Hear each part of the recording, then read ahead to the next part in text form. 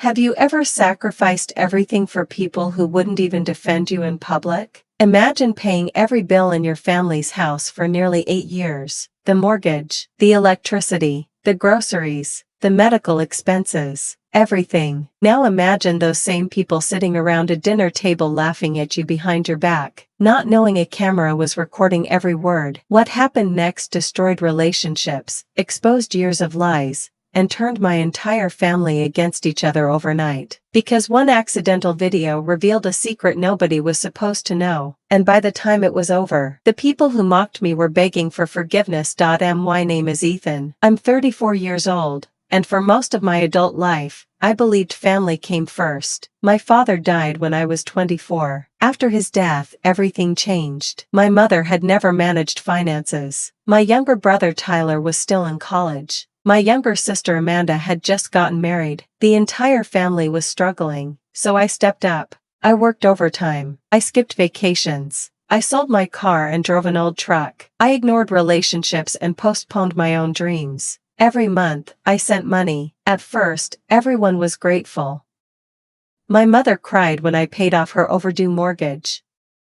Tyler hugged me when I covered his tuition. Amanda thanked me when I helped with hospital bills after her first child was born. I thought we were a family. I thought we appreciated each other. I was wrong. Because gratitude slowly turned into entitlement. And entitlement eventually became something much uglier. Something I wouldn't discover until years later. The warning signs were there. I just ignored them. Every time I visited, someone needed money. Tyler needed help with rent. Amanda needed help with daycare. Mom needed help fixing the roof. The requests never stopped. But what bothered me wasn't the money. It was how they spoke to me. Whenever relatives visited, Tyler would joke about my old truck. Amanda would laugh about my simple clothes. Mom would tell people I was still trying to figure life out. Meanwhile, none of them mentioned that I was paying most of their bills. At family gatherings, I felt invisible. Like an employee. Not a son. Not a brother. Just a wallet. One Christmas, I spent nearly $3,000 buying gifts for everyone. When it was my turn to open presents, I received a cheap coffee mug. Tyler laughed and said, "At least now you'll finally have some style." Everyone laughed. Including Mom. I smiled. But something broke inside me that day. Still, I kept helping. Because family is family. At least that's what I told myself. Until the night everything changed. It happened during my mother's 65th birthday party. More than 30 relatives attended. Everyone was laughing, eating, and celebrating. I arrived late because I had just finished a 12-hour shift. As soon as I walked in, Tyler smirked. "Look who finally showed up." Amanda rolled her eyes. Probably busy counting pennies. The room laughed. I forced a smile. Then Tyler stood up holding a glass. "I'd like to make a toast." Everyone cheered. He pointed directly at me. "Here's to Ethan." The room became quiet. For teaching us that if you work hard enough, someday you might almost become successful. The room exploded with laughter. My face burned. I looked at my mother. She was laughing too. That hurt more than anything. Then Tyler delivered the final blow. Maybe next year he'll finally move out of that dump apartment. More laughter. Nobody knew I still lived there because I was spending most of my income supporting them. Nobody cared. I left the party early. And for the first time in years, I seriously considered cutting everyone off. But fate had something even bigger planned. 3 days later, my cousin Sarah called. She sounded nervous. "Ethan, have you seen the video?" I had no idea what she was talking about. She sent me a link. It was a recording from my mother's birthday party. Apparently one of Amanda's friends had been filming clips for social media. The camera had accidentally continued recording after everyone thought it was turned off. What it captured changed everything. The video showed a private conversation in the kitchen. A conversation that happened after I left. Tyler laughed. "Can you believe Ethan still thinks we appreciate him?" Amanda replied. "As long as he keeps paying, why would we tell him otherwise?" Then my mother's voice appeared. The voice that shattered my heart. "He needs us more than we need him." The room laughed. Tyler added, "He's basically our personal ATM." My stomach dropped. But then the conversation became even worse. Far worse. Because they started discussing money. Money I never knew existed. The recording revealed something shocking. For years, my family had been lying. My mother wasn't struggling financially. Not even close. After my father's death, she had inherited nearly $800,000. She never told me. Instead, she allowed me to believe she needed help. The money sat untouched in investment accounts. Meanwhile, I worked weekends and overtime to support everyone. Amanda wasn't struggling either. Her husband earned 6 figures. Tyler had a high-paying job for almost 3 years. Yet they continued accepting my money. Not because they needed it. Because it was easier. Then came the most painful moment.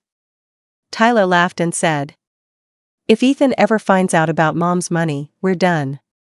My mother replied, "Don't worry. He'll never know." Silence. Then everyone laughed again. I sat frozen. 8 years. 8 years of sacrifice. 8 years of deception. 8 years of being used. And now the evidence existed forever. But the story wasn't over. Because the video didn't stay private. It went public. The video spread through our extended family faster than wildfire. Aunt, uncles, cousins, family friends. Everyone saw it. The people who had always admired my mother suddenly had questions. The people who believed Tyler's jokes suddenly understood the truth. My phone exploded with messages. Some apologized. Others were furious. For the first time, people understood what had really happened. Then my mother called. 23 times.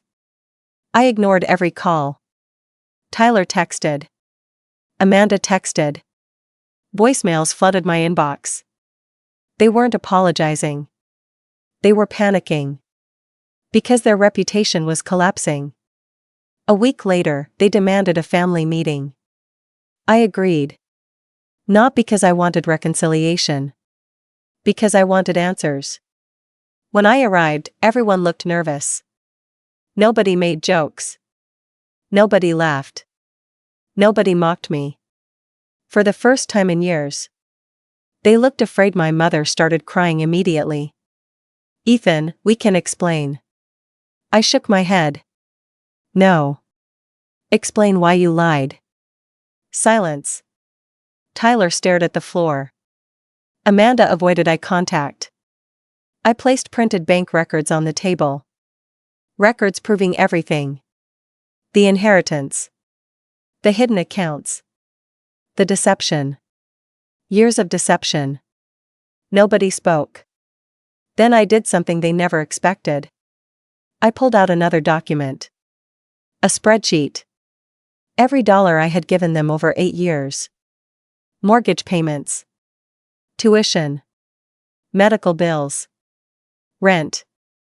Repairs. Loans. Everything. The total exceeded $320,000. The room became silent. My mother looked horrified. I stood up. "I don't want the money back." Everyone looked relieved. Then I continued. But you will never receive another dollar from me again." Their expressions changed instantly. For the first time, they realized what was happening. The safety net was gone. The ATM was closed. The person they mocked had finally walked away. Over the next year, reality hit them hard. Tyler had to pay his own expenses. Amanda lost financial support. My mother suddenly became responsible for her own decisions.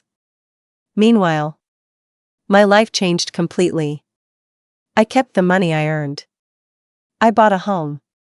I started traveling. I built savings. I finally lived for myself. And that's when the most unexpected thing happened. I became happier than I'd ever been. 2 years later, I received a letter from my mother. Not a text. Not a voicemail. A handwritten letter. For the first time, there were no excuses. No manipulation. No blame. Just honesty. She admitted she had failed me. She admitted greed and pride had destroyed our family.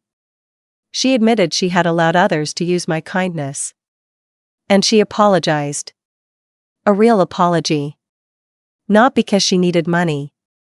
Not because she needed help. Because she finally understood. I cried while reading it. Not because the pain disappeared. But because the truth had finally arrived. Today, my relationship with my family remains limited. Some wounds don't heal overnight. Some betrayals leave scars. But I learned something important. Love does not mean allowing people to use you. Family does not mean accepting disrespect. And kindness should never require self-sacrifice without boundaries. The people who mocked me thought I would never leave. They thought I would always pay. They thought I would always tolerate their behavior. They were wrong. Because one accidental video exposed everything. And sometimes, the truth is the most powerful revenge of all.